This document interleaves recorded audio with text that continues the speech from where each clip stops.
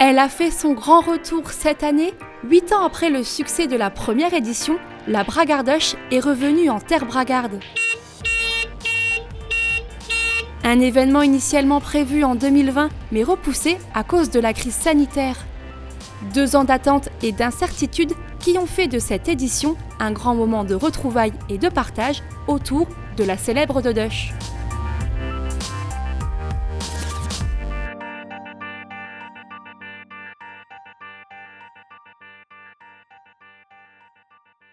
Ça, c'est pas gênant si tu les laisses.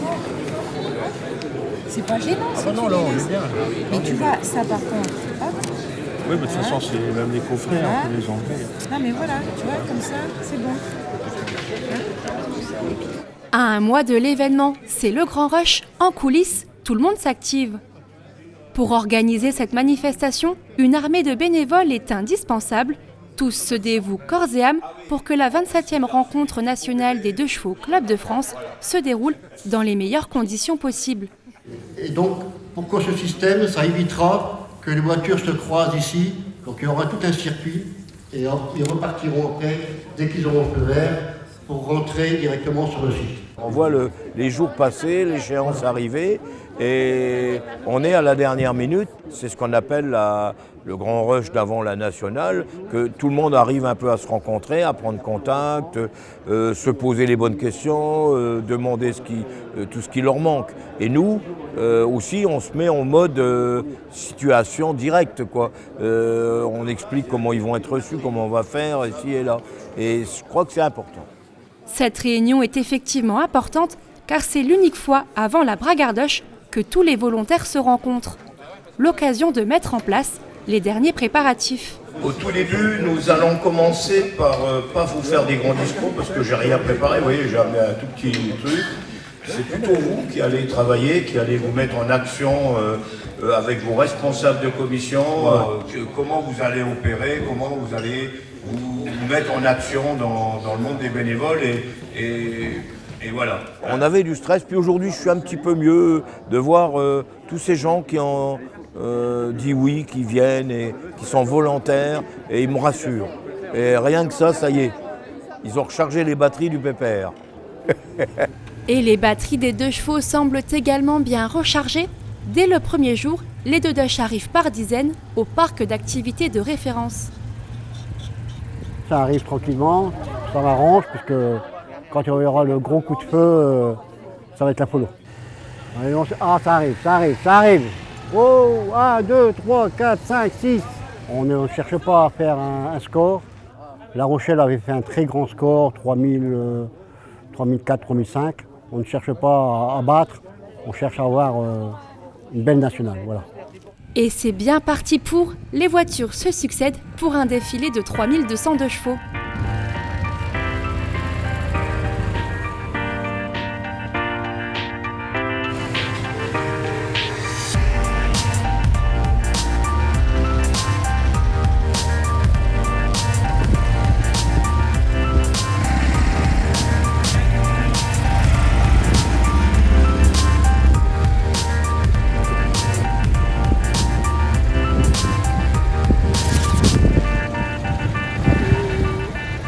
C'était un grand plaisir déjà et c'était très attendu et on espérait que ça se produise et en réalité nous y sommes.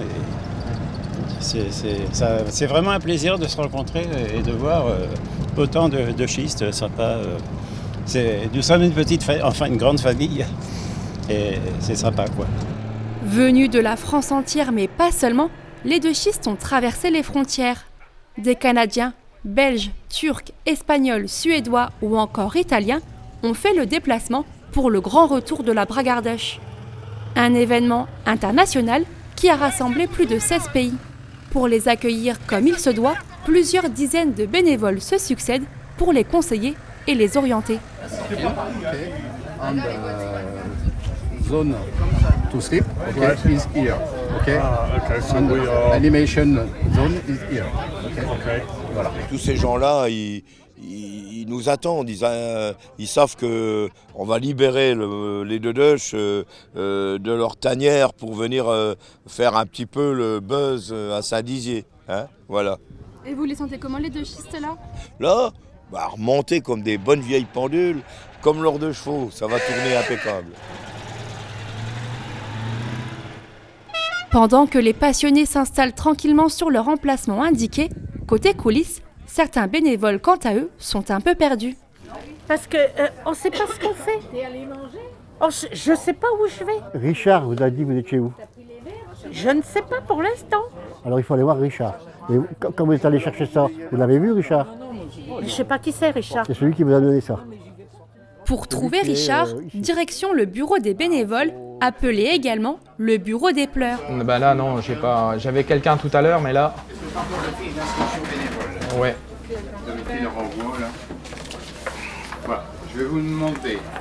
Attends, non, je vais t'en donner. Je vais te donner l'autre. Polyvalence et disponibilité sont deux qualités nécessaires pour endosser le rôle de responsable des bénévoles. Une mission que Richard relève pour la deuxième fois. Un travail et des horaires conséquents, mais qui s'effectuent dans la joie et la bonne humeur. C'est la course, il faut gérer au jour, même pas à la seconde près pratiquement. Trouver du bénévole en fonction des besoins de droite et de gauche. Cette année, ce sont plus de 450 personnes qui sont venues généreusement prêter main forte. Donc matin, après-midi ou journée? Oui, en journée. Le défi est donc de taille pour Richard, qui doit gérer leur planning et leur répartition sur le site. Donc les disponibilités de chacun, ça c'est en fonction des fiches de bénévoles. On a des fiches de bénévoles, les bénévoles se sont inscrits à un moment donné. Et voilà quoi. Et nous on fait une saisie de ces fiches-là, on remet sur informatique. Et ça c'est un travail de fond, c'est un travail qui se fait sur 6 mois, c'est assez fastidieux. En sachant que il y a des numéros qui changent. La complexité pour nous cette année, en fait, la Covid nous a reculé de 2 ans. Les bénévoles qu'on possédait il y a 2 ans, on les a plus maintenant. Les gens sont partis. Il y en a des nouveaux, bien sûr. Et il y en a qui sont toujours restés avec nous, quoi.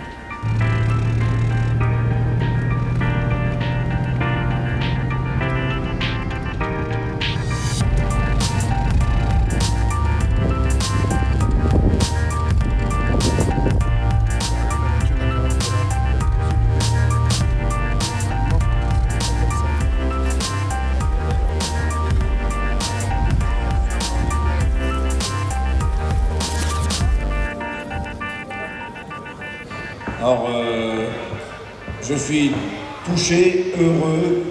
Je ne peux pas vous exprimer ma joie par rapport à tout ce que j'ai vu hier, tous ces deux schistes qui rentraient, qui sortaient, le terrain, tout le monde. Vous êtes tous là.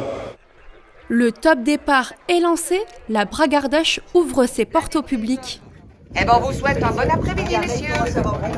15 000 visiteurs sont venus admirer les deux chevaux, des passionnés, des collectionneurs ou encore tout simplement des curieux de cette mythique Citroën. Et regardez, la deux chevaux, vous me demandez ce que ça représente, c'est ça, regardez le sourire des gens. Le sourire de tout le monde, le sourire de tous nos participants, et puis tous les visiteurs, regardez ça. C'est juste génial. C'est ma vie. La deux chevaux, c'est mon âge, c'est mon enfance. C'est mes temps glorieux.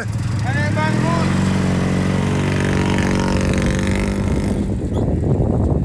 Durant plusieurs jours, plus de 5500 de schistes sont réunis autour de la célèbre Deduche pour des moments festifs et conviviaux.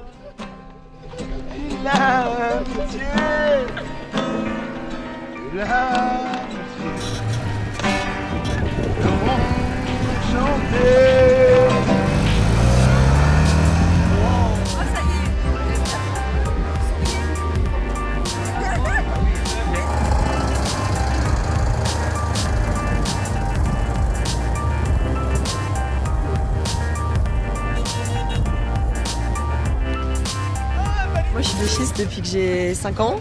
Mes parents ont toujours eu des deux chevaux. Et du coup moi depuis que j'ai le permis j'ai une deux chevaux et je viens... De schiste depuis 3 ans et c'était depuis le Covid, c'était un premier national et bien content de connaître ça, quoi. Enfin si vous n'êtes pas venu vous pouvez pas savoir ce que c'est. En gros on fait la fête, on rencontre du monde. Et c'est une ambiance qu'on voit nulle part ailleurs. Il y a une super ambiance le soir et encore une fois, belle solidarité et bonne ambiance tout court en fait, de la communauté de chevaux. J'ai posé congé exprès. C'est génial, c'est intense par contre. Donc ça n'arrête pas de partout, faut être partout, faire tout, machin. Mais c'est vraiment nickel, hein, on aime, on a le sourire, en plus on a le beau temps, ça c'est parfait. Et qu'est-ce que vous faites vous là ici à La buvette, c'est le principal. Et la buvette est victime de son succès. En tout, 9500 litres de bière ont été consommés, un record. Mais ce n'est pas le tout de s'abreuver, les bénévoles ont besoin aussi de se restaurer. Au menu, barbecue, frites, couscous, paella ou encore cochon à la broche, divers menus sont élaborés par les chefs. Du matin jusqu'au soir, on n'arrête pas. Donc il faut préparer le petit-déj, le repas du midi, le repas du soir. Et aussi pour la nuit, les gens qui travaillent la nuit, donc le café, les petits encore, enfin voilà. Personnellement, entre vite. Heureusement, car il en faut des forces pour rester éveillé lors de ces 4 jours intenses.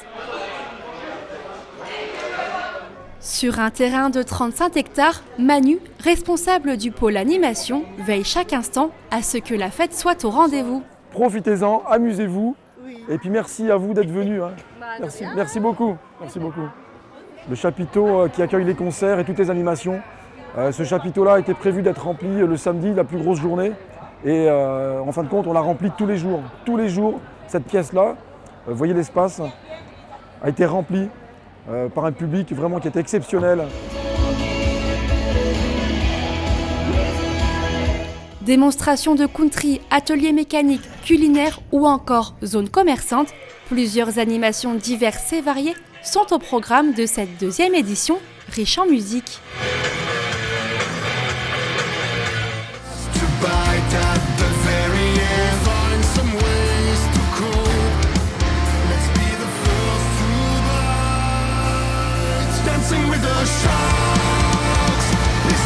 Au total, 23 concerts rythment la Bragardoche. Donc là, on arrive sur notre terrain de jeu ici. Là, toute cette partie-là, c'est la partie animation. Donc vous voyez, là, on quitte une scène et on repart vers une autre scène. La scène là-bas, on va s'y approcher. La particularité, c'est qu'on a permis à des groupes locaux de pouvoir jouer devant un public de schistes et d'avoir une scène avec des professionnels. Donc ce sont des groupes qui viennent en toute modestie. On a organisé un concours, on a choisi 10 groupes et tous les jours, les gens passent sur scène et bénéficient de notre public en fait ici. Voilà.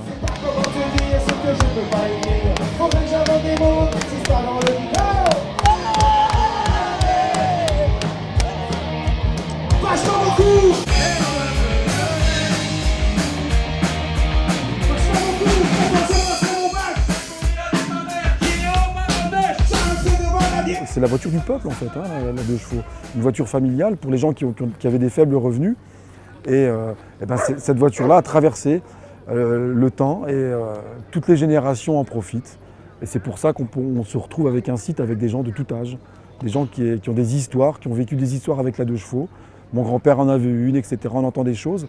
Et les enfants, découvrir des voitures de toutes les couleurs comme ça, avec une forme un peu sympa. Même si on ne connaît pas la 2 chevaux, on ressent des choses en fait. Voilà, c'est très très important. Cette voiture ayant traversé les époques et les âges est connue de tous, mais pour découvrir son histoire, un musée temporaire a vu le jour spécialement pour l'événement.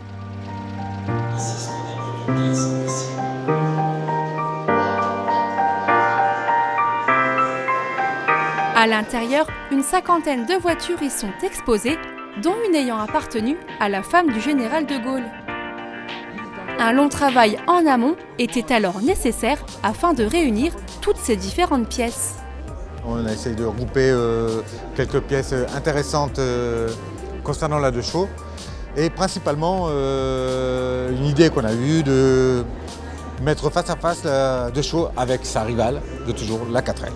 Voilà. On a essayé de rendre ça intéressant et d'innover un peu en matière de musée. On est quand même au moins le 20e musée sur la 2 chevaux. Sachant qu'il y a 3000 2 chevaux sur le terrain, essayons d'être un peu original. Numéro 8343. Après, un petit jeu de cette famille. Autre temps fort de la Bragardoche, la tombola. Devenue une tradition dans toutes les nationales depuis 2014, cette animation permet de gagner une 2 chevaux et de faire un euro. Cette année, le gros lot est une Méhari de 1982. Ça fait un grand plaisir au bout de tant de nationales effectuées. Je crois que je suis à ma 20e nationale en prenant des tickets tous les ans. Le résultat est là aujourd'hui et très fier, très content, très heureux de participer justement, de gagner cette belle de chevaux. Contrairement à cette voiture tout juste restaurée, certaines ne sont plus toutes jeunes. Là, c'est ingénieux quand même. It's solid. When you're on an autoroute,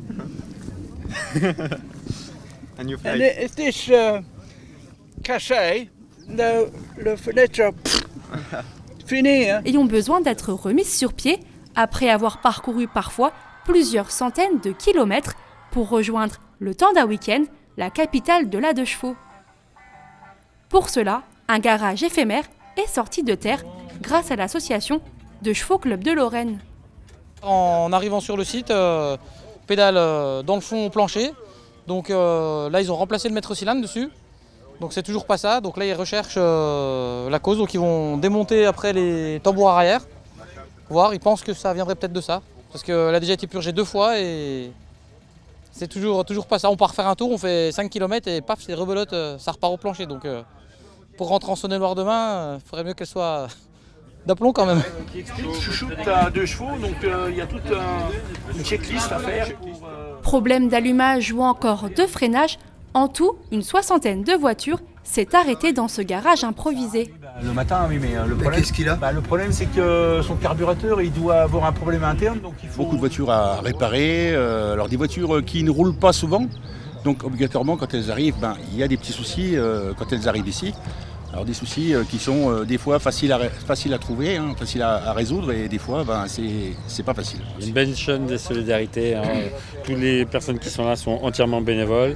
Il y a vraiment un très bon niveau de compétence, ce sont que des amateurs, il y a 0 professionnel. Mais malgré tout, tous ces gens-là, avec leur bonne volonté, arrivent à faire, je ne vais pas dire des miracles parce que ce serait un peu exagéré, mais arrivent à trouver des solutions pour répondre à chacun. Voilà, on met un point d'honneur à ce que les voitures qui arrivent ici puissent être en capacité de rentrer chez eux. Grâce au professionnalisme et au dévouement des garagistes bénévoles, toutes les voitures sont reparties sans encombre. Mais avant de reprendre la route, certaines ont participé à une cérémonie peu commune. Alors le sens d'une bénédiction, c'est de demander à Dieu qu'il fasse du bien, qu'il accorde du bien et qu'il rende féconds tous les voyages et toutes les circonstances de votre vie par lesquelles vous passerez. Ce matin, je suis venu bénir des 2 chevaux avec de l'eau bénite et quelques prières pour la paroisse de Saint-Dizier. Très heureux, et en même temps des souvenirs d'enfance qui reviennent quand je voyais les 2 chevaux passer sur la route à la campagne. Comme dernier souvenir, une photo de groupe au pied de la Tour Eiffel pour clôturer cette édition au bilan positif. Ça s'est bien passé, on est très heureux, fatigués mais très heureux. Une bonne ambiance, tout le monde dit que c'était très sympa. Les petits couacs ne se sont pas vus, donc c'est ça, c'est génial.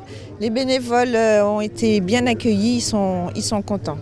Il y avait beaucoup de boulot pour les bénévoles, c'est vrai, mais dans l'ensemble, ça ne s'est pas vu pour le public et les participants. Donc franchement, on est content. Ça fait quand même 2 ans qu'on travaille, toute une équipe, et cette belle récompense, je ne me la prends pas pour moi tout seul, je la prends pour toute mon équipe de bénévoles. On était presque 400 et la réussite, c'est pour tout le monde, elle nous appartient.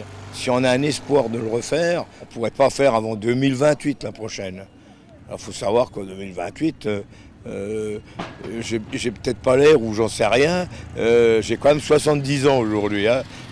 Alors, je serais peut-être le vieux machin de base pour les critiquer, les aider, surtout les aider, leur donner des conseils, qui seront peut-être plus d'actualité d'ici là. Mais si je suis encore là, mon grain de sel sera là. Ça serait un rêve fou de succéder à papa, c'est vrai. Mais pour le moment, non, c'est plus une boutade et quelque chose qui me trotterait en tête que quelque chose de concret, on va dire, d'accord ? Mais pourquoi pas ? Une à une, les célèbres voitures repartent sur les routes et se retrouveront en 2023 en Bretagne pour la prochaine nationale. Et peut-être qu'un jour, elles se redonneront rendez-vous à Saint-Dizier.